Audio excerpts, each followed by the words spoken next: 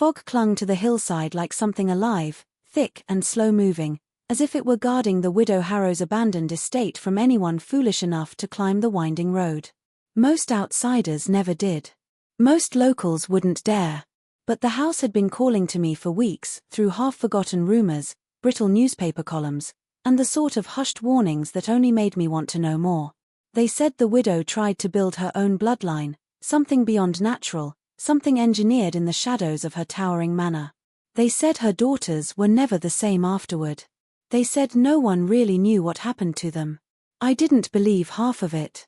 Yet the moment the estate came into view, its windows blackened, its roof sagging, and the long-dead garden twisting like skeletal fingers, an uneasy weight settled in my chest. It felt as if the house had been waiting for me, watching me, judging whether I should be allowed to step any closer.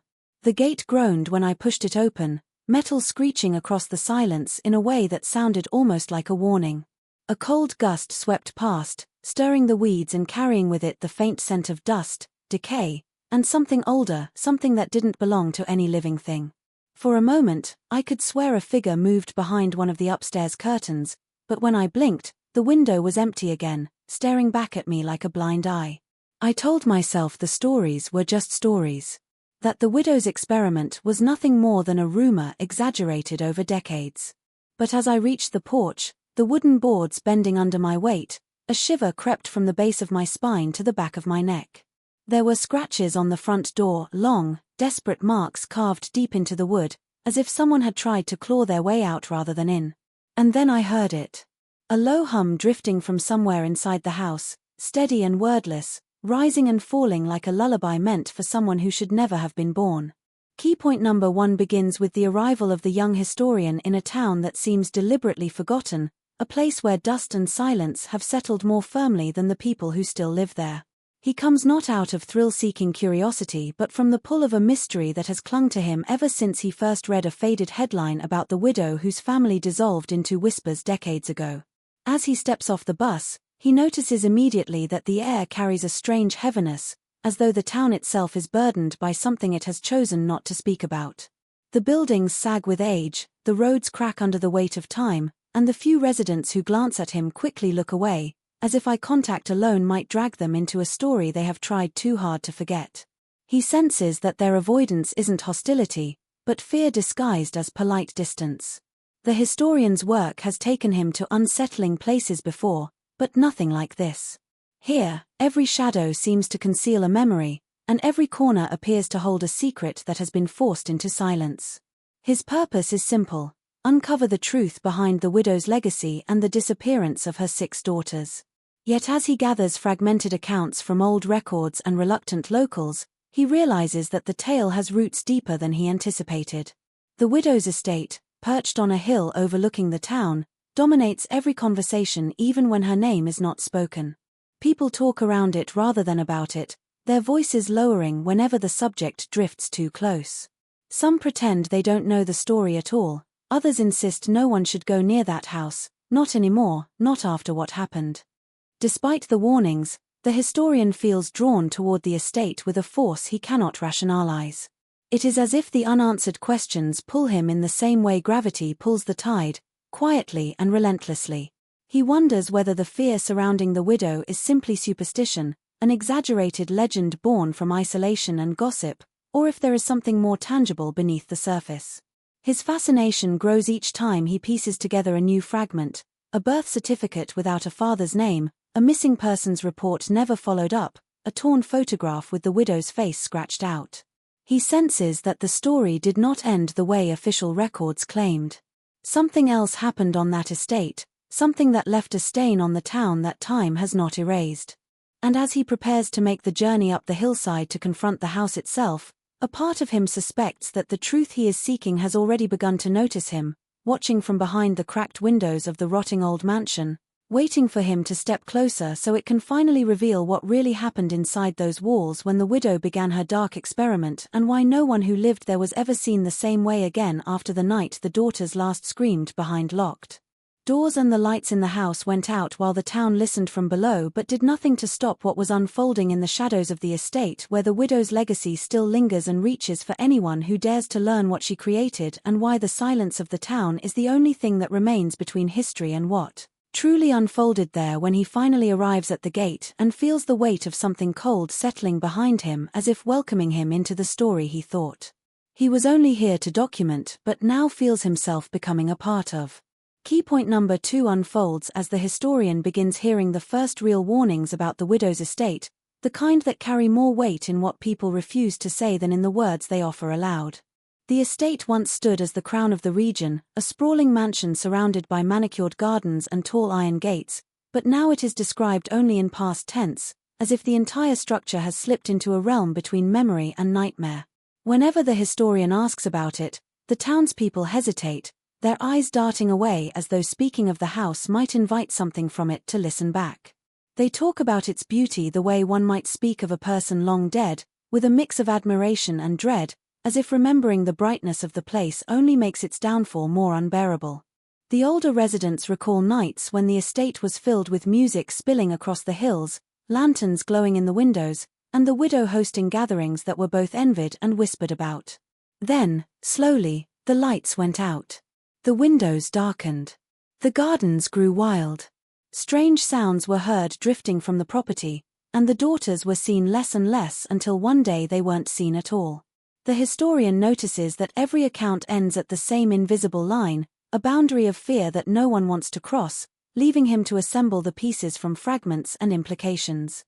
When he asks why the house is boarded up, the response is always the same: a stiffening of posture, a tightening of lips, a muttered insistence that some places are better left alone. The estate, he learns, wasn't abandoned all at once. Neighbors claimed the widow still roamed the halls for years after her family vanished, but she was different, changed, roaming with candles at odd hours and staring for long periods at the hills beyond her windows as if waiting for someone or something to come back. Eventually she too disappeared, leaving the house to rot. What unsettles the historian most is how the locals describe the building itself, as though it were not merely in disrepair but somehow aware of those who look upon it. Children used to dare each other to approach the gate, but after enough returned claiming to hear whispers or footsteps behind the walls, the dares stopped. The historian can almost feel that lingering tension for himself. Even from a distance the house seems to loom, not just physically but psychologically, its presence pressing on him like a weight the townspeople have grown used to carrying. Every hesitation, every warning, every abruptly ended conversation only deepens his sense that the estate holds a truth far darker than the rumors suggest, a truth sealed behind its warped boards and shattered windows, waiting for someone willing to push past the fear the town has lived with for decades and step into the silence that surrounds the mansion, where the final echoes of the widow's life still linger like a breath caught in the throat of a story no one dares finish. Key point number 3 begins taking shape when the historian finally gains access to the town's neglected archives, a dim room beneath the old municipal building where dust lies thick over cabinets that no one has opened in years. The clerk who unlocks the door for him does so reluctantly, muttering that nothing worth finding is kept down there, but the historian senses a different truth in the man's uneasy glances. As he starts combing through brittle newspaper clippings and fading photographs, patterns begin to surface, fragile at first, but unmistakable in their connection to the widow and her unsettling ambitions. The earliest articles portray her as a woman of intelligence and commanding presence, someone who arrived in town with wealth, purpose, and a mysterious past she chose not to share. Yet beneath those carefully crafted images, the historian detects a current of suspicion that seemed to grow with each passing year, especially as her daughters were born under circumstances no one dared question too closely.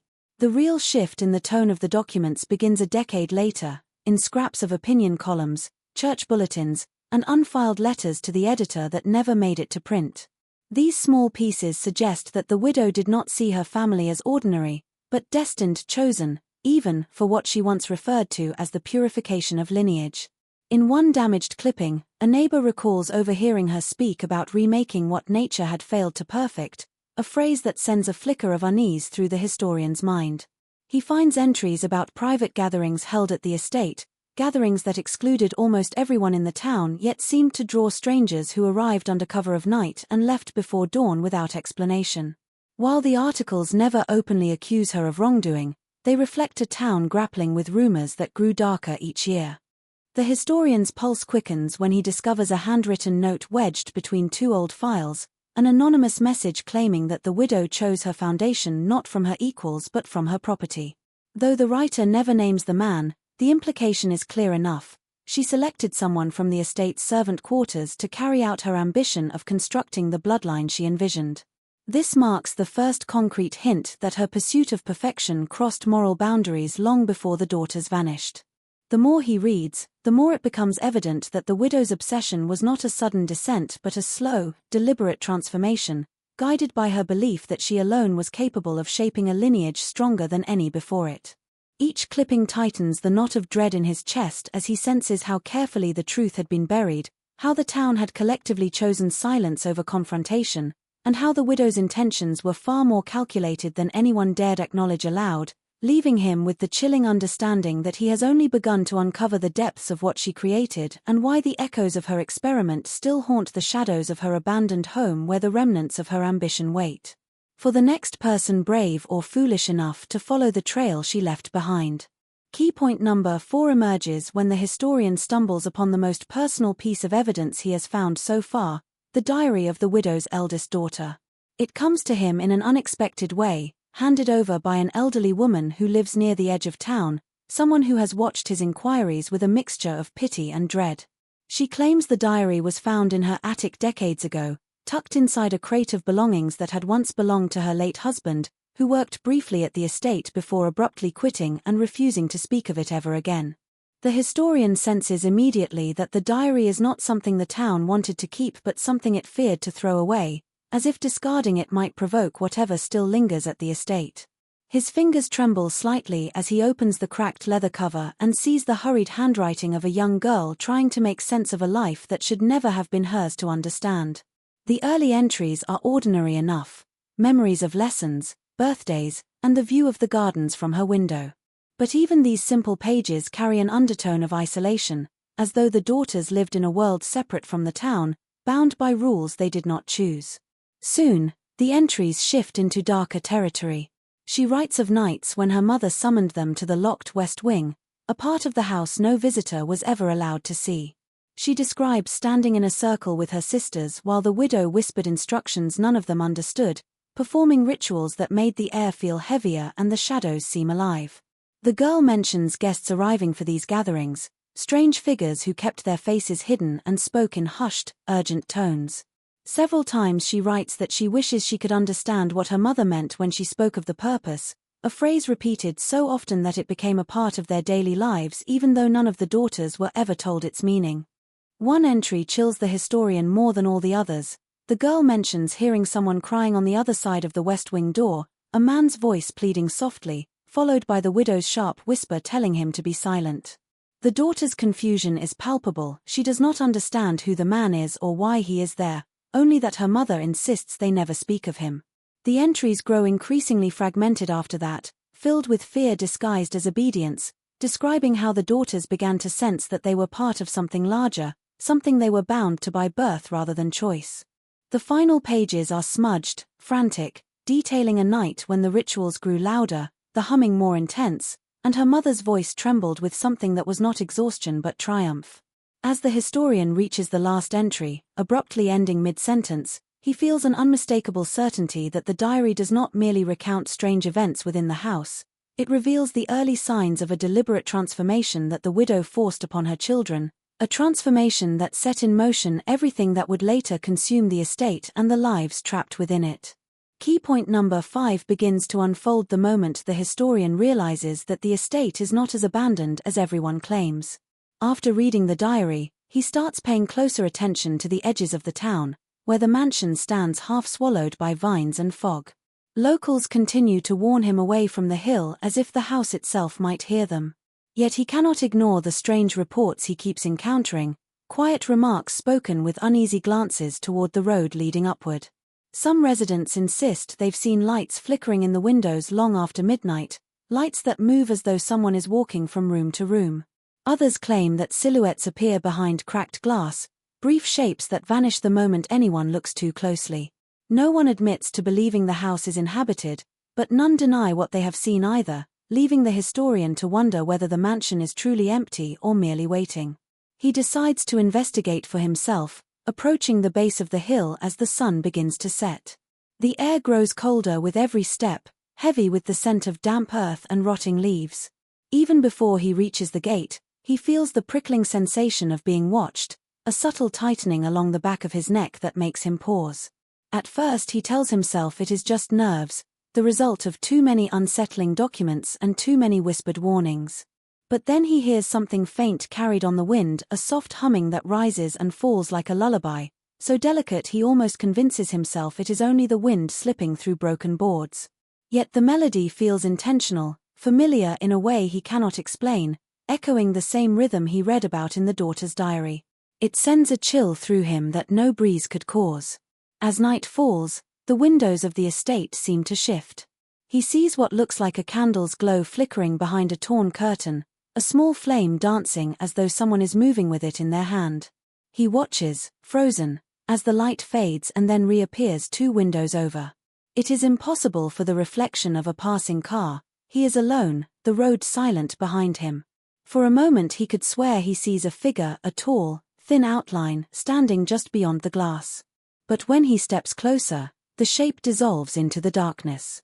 The humming grows clearer the longer he stands there, weaving through the branches overhead, not loud but persistent, carrying a haunting familiarity that tugs at him in a way he cannot explain. It feels less like a sound coming from inside the house and more like something reaching outward, testing the air around him, searching for whoever dares to listen. And as he turns to leave, he notices a new detail that tightens the unease in his chest. The front door of the estate, which had been shut moments earlier, is now slightly ajar, as though someone inside the rotting mansion has finally decided to welcome him, or perhaps warn him, that he has been noticed and that the house he thought was silent has been awake all along, watching every step he takes closer to the truth it has guarded for decades. Key point number 6 comes into focus when the historian sifts through a set of personnel documents recovered from the estate's old storage shed, records so poorly preserved that most names are smudged or missing entirely. Among the faded ink and brittle pages, one figure begins to stand out, a man mentioned only by a first name, repeated in different handwritings, always accompanied by descriptions that feel more like warnings than notes. He was a laborer, a servant, someone who lived in the quarters behind the manor, and yet every record hints at something unusual about him. Words like exceptional strength, uncommon endurance, and unsettling resilience appear more frequently than job titles or duties. It is clear that the widow noticed him long before anyone else did. What unsettles the historian most is not the man's presence but how abruptly the documents shift in tone. At some point, the descriptions change from observations to precautions, noting that he should not be left unattended for long periods, that he grew restless under confinement, and that his temperament was unpredictable when pressed with certain tasks. The deeper the historian searches, the more the pieces begin aligning with the anonymous note he found earlier, the one suggesting the widow selected the foundation of her bloodline from her own household staff. This man, strong in ways that defied simple explanation, fits the implication too perfectly to ignore. Yet the town had never spoken of him. There are no birth records, no parents listed, no burial noted, only the faint outline of someone who existed in the margins of the widow's life and then vanished without a trace. Some of the townspeople, when pressed, recall seeing him from afar, describing him as quiet, stoic, someone whose presence seemed to cast a chill even on warm days. They whisper that he was not like the others, that there was a strangeness in his eyes, as though he understood far more than he ever spoke.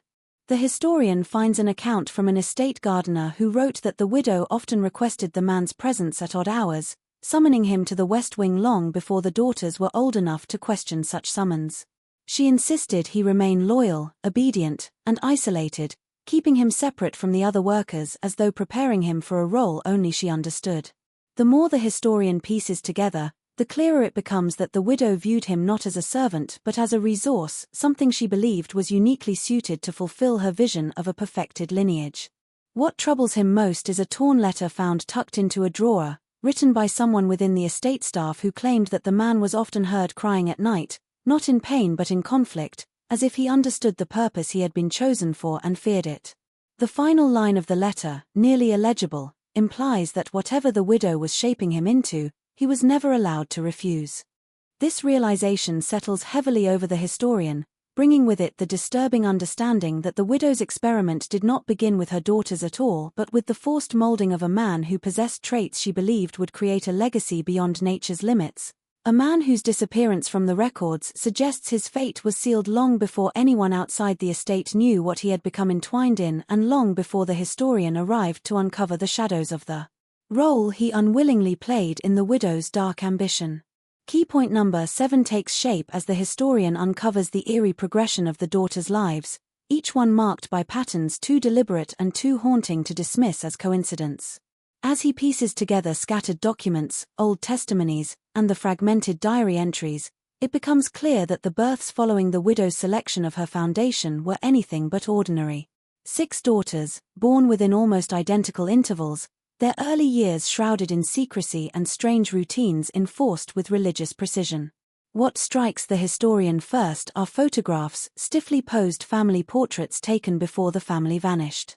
At a glance, they appear like any other children of the era, but the longer he examines the images, the more he notices unsettling details, the identical tilt of their heads, the same distant gaze in their eyes, and an uncanny symmetry in their features as if shaped rather than born.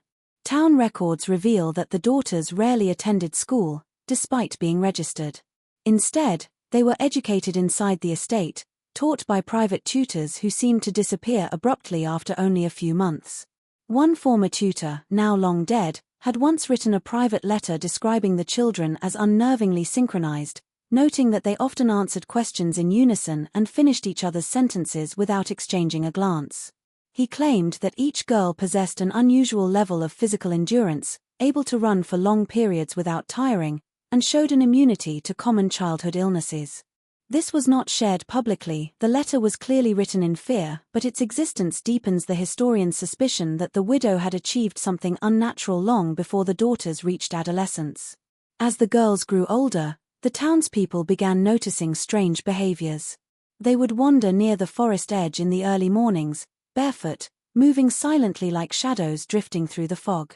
Neighbors recalled glimpsing them standing in perfect stillness for long stretches of time, as if listening to something only they could hear.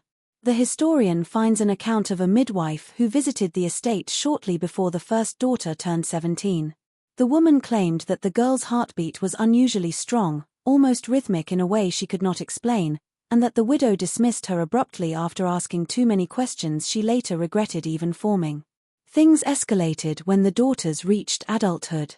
Several sightings suggest they were seen watching the town from the hillside, standing in a row like sentinels. A farmer swore that he once saw them moving behind the manor at twilight, their silhouettes bending and shifting with a fluidity that made him believe, for the rest of his life, that they were not entirely human. And then, without warning, the daughters vanished. Not one at a time, not over weeks, but all at once, as though they dissolved into the house itself. No one reported hearing screams. No one saw them leave. The estate simply went silent. This collective disappearance becomes a turning point for the historian, confirming that the widow's experiment had produced results far more disturbing than he had imagined and leaving him with the chilling realization that whatever traits she engineered in her daughters, those unnatural similarities and behaviors were only the beginning of something far more ominous that still lingers in the shadows of the estate awaiting its next chapter. Key point number 8 unfolds when the historian, driven by a mixture of dread and determination, ventures deeper into the estate grounds and stumbles upon a structure he initially mistakes for a storm cellar. Half buried in the overgrown earth behind the house, the entrance is concealed beneath tangled vines and warped boards, as though someone had tried to hide it rather than protect it. The air around it feels colder, unnaturally still, as if the ground itself is guarding what lies beneath. When he pries the entrance open, a dense wave of stale, metallic air escapes, carrying with it the unmistakable sensation of stepping into a place that has not breathed in years. The narrow stairway leading downward is steep and uneven, illuminated only by the faint beam of his flashlight trembling in his hand. Every instinct urges him to back away, but the pull of the unknown is stronger, dragging him into the darkness where the widow's deepest secrets were buried. At the bottom, the historian finds a room carved out of stone, its walls damp and cold. It is not a functional basement or a storage space, it feels deliberate, ritualistic, like a chamber built for purposes that were never meant to be understood by anyone outside the widow's twisted vision. Shelves line the room, filled with jars sealed tightly, each containing handwritten notes preserved in a strange, waxy substance that has kept the ink unnervingly intact. Some jars hold scraps of fabric, locks of hair, or small ornaments, each labeled with dates that align eerily with the daughter's childhood milestones. The historian's heart pounds as he realizes these are not mementos, they are records, obsessively detailed documentation of the widow's progress as she shaped her daughters according to the plan she believed would elevate their bloodline. Her handwriting loops and scratches across each page with increasing instability, describing experiments, observations, and rituals that whisper of a mind unraveling under the weight of its own ambition. Most chilling of all is a large mural covering the far wall, painted in dark, flaking pigment that has somehow resisted decay. It depicts a towering figure, elongated, symmetrical, hauntingly perfect, standing above 6 smaller forms that bear the unmistakable features of the daughters. Around them spiral symbols the historian recognizes from the diary entries, markings associated with the late-night gatherings held in the West Wing. The painting's eyes seem to follow him as he moves, their cold precision reflecting a future the widow believed she was crafting, a successor she imagined would surpass humanity itself. The meticulous detail of the mural suggests she spent countless nights in this underground chamber, consumed by her vision. As he studies the room, he notices scratch marks on the inside of the door, fresh enough to suggest that someone tried to claw their way out long after the house was abandoned. There are signs of movement in the dust, footprints not his own, small and narrow, circling the room as if someone has been pacing here recently. The implications coil around his spine like ice. The basement was not just a place for the widow's work, but a place where something continued after she was gone. The realization settles over him like a shadow, confirming that the experiment did not end with the daughter's disappearance, and that whatever purpose the widow envisioned is still active within the estate, waiting for someone brave or foolish enough to uncover it fully. Key point number 9 highlights the transformative power of reframing adversity and understanding that challenges are not roadblocks but raw material for growth, perspective, and inner strength. When individuals encounter hardships, the first instinct is often to resist, fear, or avoid them. Yet the true shift occurs when one begins to see difficulties as opportunities to sharpen resilience and develop emotional depth. This perspective does not romanticize suffering. Rather, it acknowledges that every meaningful transformation in a person's life frequently stems from navigating moments of discomfort. When faced with painful experiences, people tend to uncover parts of themselves they were not previously aware of, discovering hidden capabilities or emotional endurance. The ability to sit with discomfort, reflect on it, and move forward despite it becomes a defining trait of those who later achieve personal or professional breakthroughs.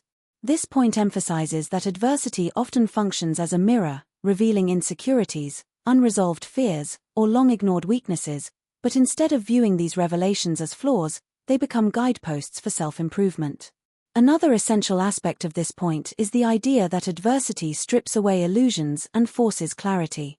When everything is going smoothly, it is easy to ignore toxic relationships, unproductive routines, or personal habits that undermine long-term growth.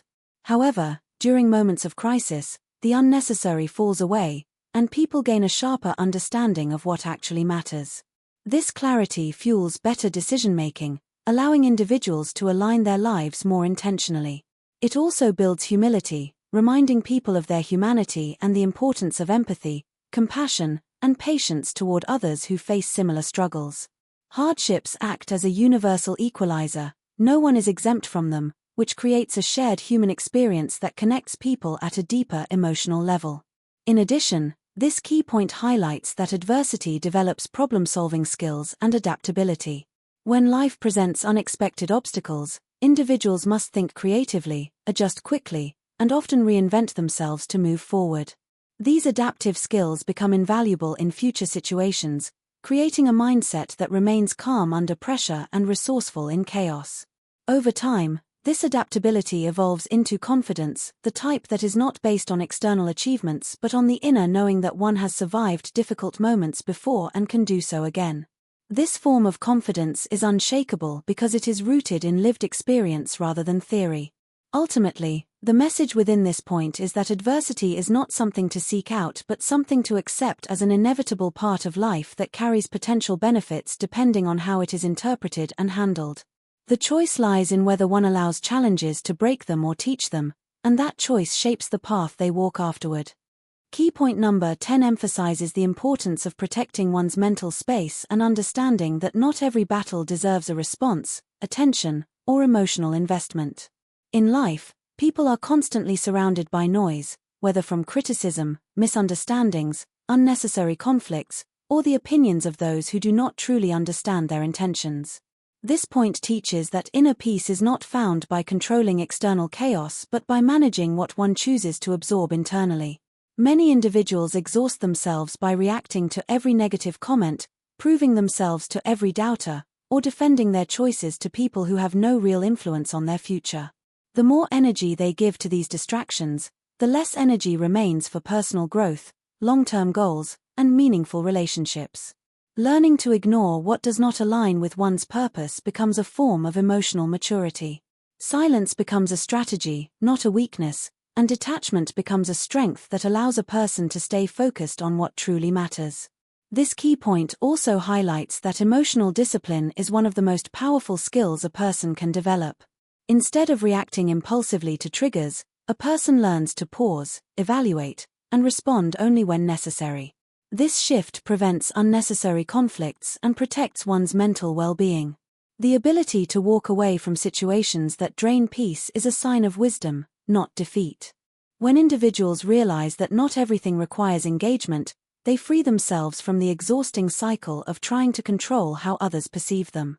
People's opinions are often shaped by their own experiences, insecurities, and biases, so investing energy in changing those opinions becomes a useless battle. By practicing selective attention, one preserves emotional energy for things that genuinely contribute to progress. Another crucial idea within this point is that peace is a form of power. When a person remains calm in situations designed to provoke them, it reflects a deep level of self-awareness and self-control. This calmness confuses negativity, weakens the influence of toxic people, and makes clarity easier to maintain. Protecting one's mental space also enhances productivity. When the mind is not cluttered with unnecessary conflicts, creativity flows more freely, decision-making becomes clearer, and long-term visions become easier to pursue. Individuals who master this mindset become harder to manipulate or discourage because they no longer operate based on external validation. Ultimately, the essence of this point is that a person's energy is limited, and where it is directed determines the quality of their life.